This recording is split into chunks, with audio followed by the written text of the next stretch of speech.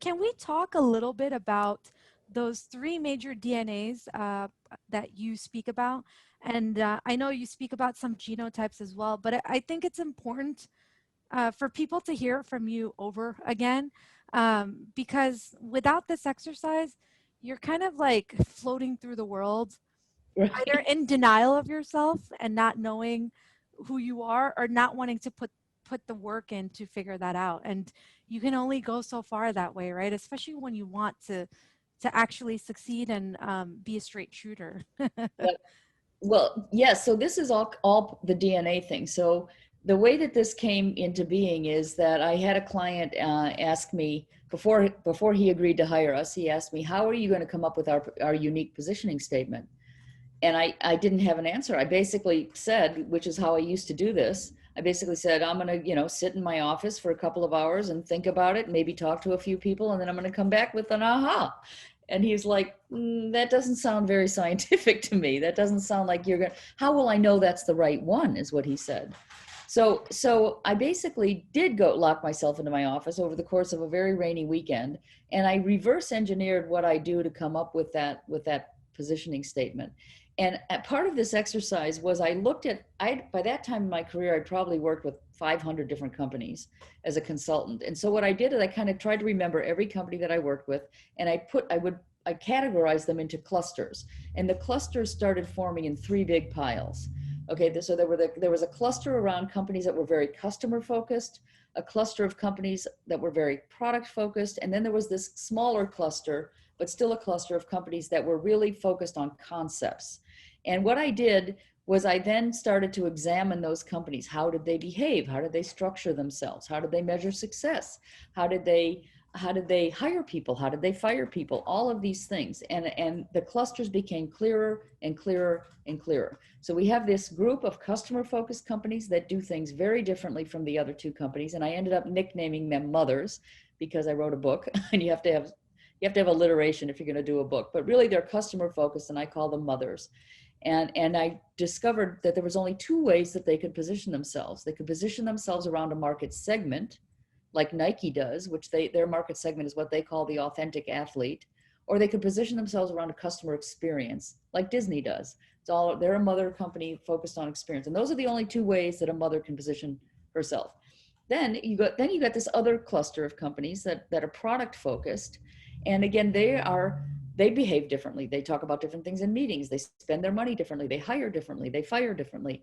And those companies are all focused on product. And the only two ways that they can position themselves are around features, which many of them do. Like I would say Oracle is a great example of a company that focuses on features.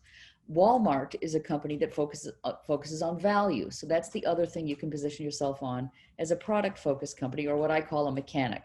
So you can focus yourself on features or you can focus yourself on value. And then the third cluster, again, a smaller cluster, I ended up nicknaming missionaries because these are companies that exist to change human behavior on a fundamental level. And they behave entirely differently from everyone else. They don't do market research typically. They hire people differently. It becomes a lifestyle to work at those companies as opposed to just a job. And these are companies, we know many of them because they have changed our behavior. Think about how Starbucks changed our coffee drinking behavior. Starbucks was a missionary. They took something as simple as a 25-cent cup of coffee from yesteryear, and they turned it into a $5 multi-gazillion dollar industry where we now feel, and I have one right here, we now feel that we have to have this luxury in our daily life. And back before the pandemic, we actually wanted to have that luxury in what they called the third place. There's home, there's work, and then there's Starbucks. And that's a missionary company. They've changed our behavior. So there's these three kinds of companies. And the reason it's important to know which one you are is because you want your marketing to authentically align with who you are.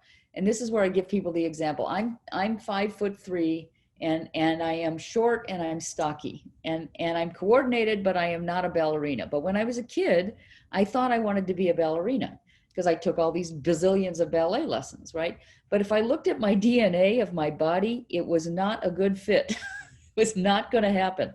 And that's the same thing is true with the company. If I tried to live out my life as a ballerina, I would be a failed ballerina because I don't have the DNA for it. Just like a company, Starbucks, if they tried to live out their life being a value-focused company, they would never be charging $5 for a cup of coffee. They wouldn't have invented the third place. They wouldn't have changed the way we drink coffee. It'd be a whole, they have to align their marketing with who they are at their core. So the first thing you need to do as a company to do any of this successfully is know who you are. So first ask your own self the question, who are you and why do you matter? And then you can begin to do marketing that aligns with it. So understanding if you're a mother, a mechanic, or a missionary gives you lots of information. And there's a test in the book to tell you how to come up with this answer. There's a test in the book. I've done it and I loved it. It's And just I even had a young woman say to me right after I published the book, I had a young woman say to me, I used that test to determine what kind of person I am so I could decide what kind of company I wanted to work for. Because I decided I'm a mother and I want to work for a mother company. I don't want to work for a mechanic company. So anyway, it's just good to know who you are, because once you know what you're made of, you can make something of it.